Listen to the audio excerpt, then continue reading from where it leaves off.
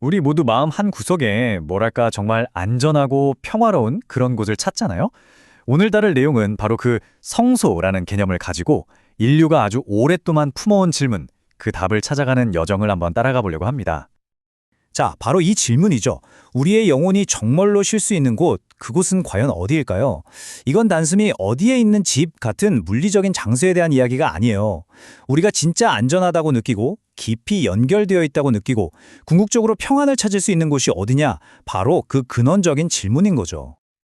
생각해보면 인류의 역사는 어떻게든 신적인 존재와 연결되려고 애써온 과정이라고도 볼 수 있어요. 그리고 그 길고 긴 탐구의 한가운데에는 항상 성소라는 개념이 자리 잡고 있었죠. 때로는 눈에 보이는 거대한 신전이 되기도 했고, 또 때로는 우리 마음속에 아주 고요한 공간이 되기도 했고요.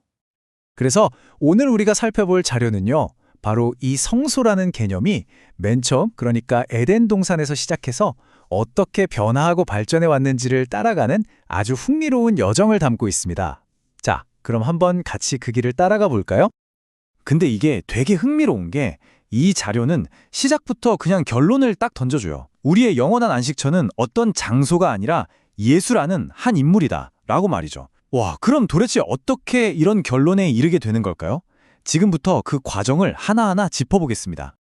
자, 그럼 첫 번째 성소부터 시작해 보죠. 모든 이야기의 출발점, 바로 에덴 동산입니다. 이곳은 신과 인간이 정말 아무런 거리낌 없이 완벽하게 연결되었던 최초의 장소라고 할 수 있죠. 자료를 보면요, 에덴은 그냥 예쁜 정원, 이런 수준이 아니었어요. 복잡한 제사나 어떤 의식 같은 게 전혀 필요 없었죠. 그냥 신과 인간이 직접 얼굴을 보면서 교감했던 말 그대로 완전한 예배의 공간, 그 원형이었던 겁니다.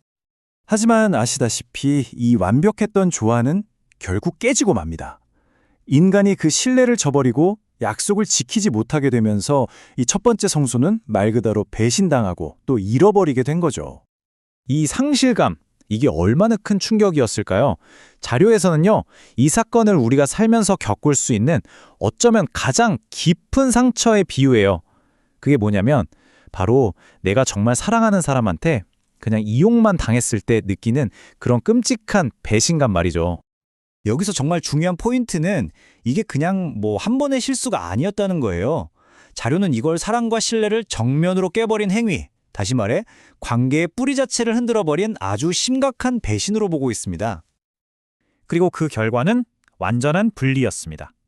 첫 번째 성소는 그렇게 무너져 내렸고 이제 신에게 가려면 예전과는 완전히 다른 아주 새로운 방법이 필요하게 된 거죠. 자, 이제 직접 만나는 건 불가능해졌어요. 그러자 두 번째 성소는 아주 여러 겹의 교칙과 구조를 도입하게 됩니다. 이건 에덴에서처럼 직접 만나던 것과는 완전히 180도 다른 시스템이었어요. 복잡한 의식, 그리고 제사장이라는 중재자를 통해서 신은 거룩하고 너희는 죄 때문에 멀리 떨어져 있다는 그 깊은 거리를 계속해서 확인시켜주는 그런 방식이었죠. 이 성막의 구조를 보면 이 새로운 현실이 딱 드러나요. 누구나 갈 수 있는 바깥들에서 시작해서 그 다음엔 제사장만 들어갈 수 있는 성소, 그리고 마지막으로 1년에 딱 한 번 대제사장만 들어갈 수 있는 지성소까지 겹겹의 장벽이 생긴 거죠. 예배가 이제는 아주 엄격하고 통제된 절차가 되어버린 겁니다. 그런데 이렇게 엄격한 형식만 남은 것 같던 상황에서 예배에 또 한 번의 아주 결정적인 전환점이 찾아옵니다. 바로 다윗 왕을 통해서 시작된 이른바 마음의 예배라는 거죠. 여기서 핵심은 바로 이 대조예요. 다윗 이전의 예배가 형식에 집중했다면 다윗은 그 예배의 초점을 외부적인 행동이 아니라 우리 마음의 태도로 완전히 바꿔놓은 겁니다. 성경을 보면 다윗은 정말 힘을 다해서 춤을 추고 노래하고 악기를 연주하면서 온 마음으로 찬양했거든요. 그의 이런 예배는 정해진 틀을 넘어서서 신과 얼마든지 개인적으로 또 진심으로 연결될 수 있다는 새로운 가능성을 확보해준 사건이었죠. 자, 그리고 이게 바로 이야기의 클라이맥스를 위한 무대가 됩니다. 신에게 나아가는 길이 아예 근본적으로 그리고 영혼이 바뀌게 되는 그 결정적인 순간이 다가오는 거죠. 바로 그 순간 신과 인간 사이를 떡하니 가로막고 있던 그 성전의 두꺼운 휘장이 위에서 아래로 쫙 찢어졌다고 합니다. 이게 뭘 의미하겠어요? 수백 년 동안 이어져 온 그 분리의 상징, 그 물리적인 벽이 마침내 무너져 내린 겁니다.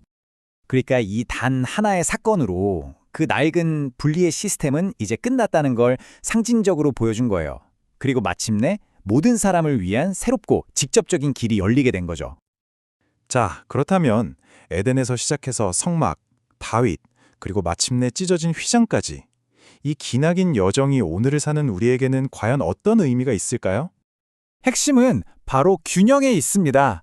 성막이 보여줬던 그 질서와 경외하는 마음 물론 중요하죠. 하지만 거기에 머무르지 않고 다윗처럼 온 마음을 다한 찬양으로 나아가야 한다는 겁니다. 그리고 이 모든 것의 바탕에는 이제 그 휘장이 찢어졌으니 믿음만으로 담대하게 나아갈 수 있다는 확신이 깔려 있어야 하고요. 결국 보세요. 성소를 찾아 헤맸던 인류의 그 오랜 여정이 처음에는 에덴 동산, 성막, 성전 같은 물리적인 장소에 머물렀잖아요. 그런데 그게 이제는 한 인물을 통해서 직접 만나는 관계로 완전히 바뀐 겁니다. 이걸 바로 예배의 최종적인 진화라고 볼 수 있는 거죠. 자, 이제 신에게 나아가는 길은 모두에게 활짝 열렸습니다. 그렇다면 질문은 이것입니다. 오늘 그 활짝 열린 길 위에서 우리와 신의 관계, 그 깊이를 진정으로 결정하는 건 과연 무엇일까요? 이 질문을 여러분께 남겨드리면서 오늘 이야기는 여기서 마치도록 하겠습니다.